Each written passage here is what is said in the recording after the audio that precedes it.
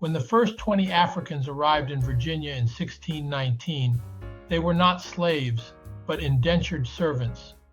Like white indentured servants, they were bound to work for a set period, typically 6 to 8 years, after which they gained freedom, and their children, if born within the American colonies, were free-born Englishmen. African laborers were treated similarly to their white counterparts. Still, during the 1660s, the colonial elite began to redefine the status of Africans, changing their servitude from fixed terms to lifelong bondage. By this decade, the demand for labor was immense, driven by the expansion of tobacco and other cash crops.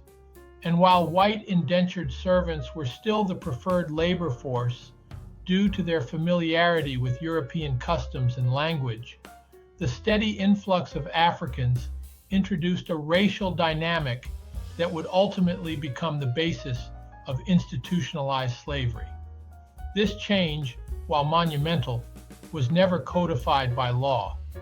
The transition from temporary servitude to lifelong slavery was extra-legal, as it violated colonial charters and English law.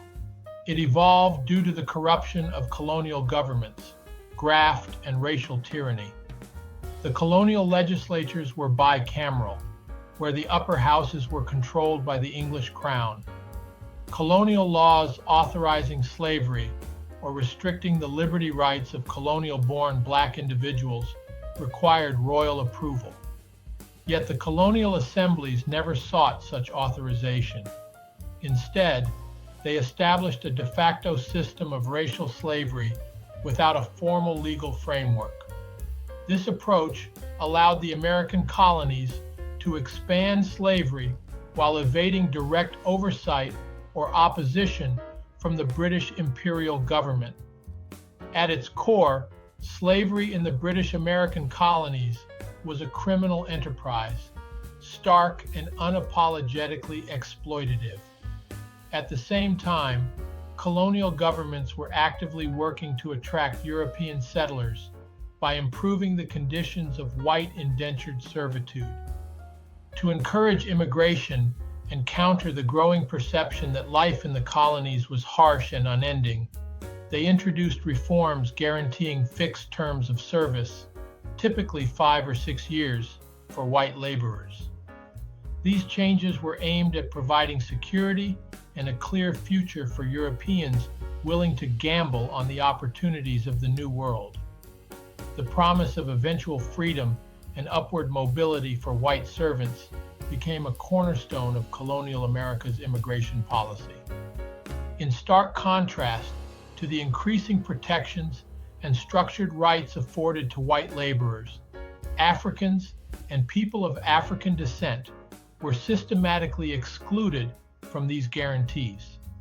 As legal safeguards for white workers became more humane and defined, the rights of African-descended people eroded, eventually disappearing altogether. Colonial laws and the machinery of racial tyranny stripped them of fundamental freedoms, relegating them to a condition of permanent, inherited servitude. This transformation was not driven by legal necessity, but by the collapse of English legal principles and the corruption of colonial governance. By the 1660s, white laborers saw their futures secured, while people of African ancestry bore the cost.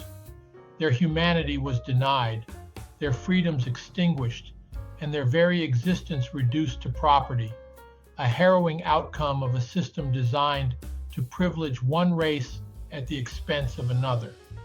This outcome was not an inevitability, but a deliberate choice, a calculated defiance of legal norms and moral principles to prioritize profit over justice.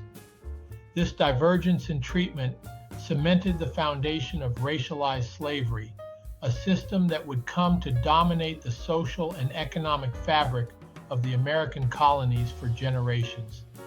Please share this video and visit our website at Wells Center on American Exceptionalism and look for future videos.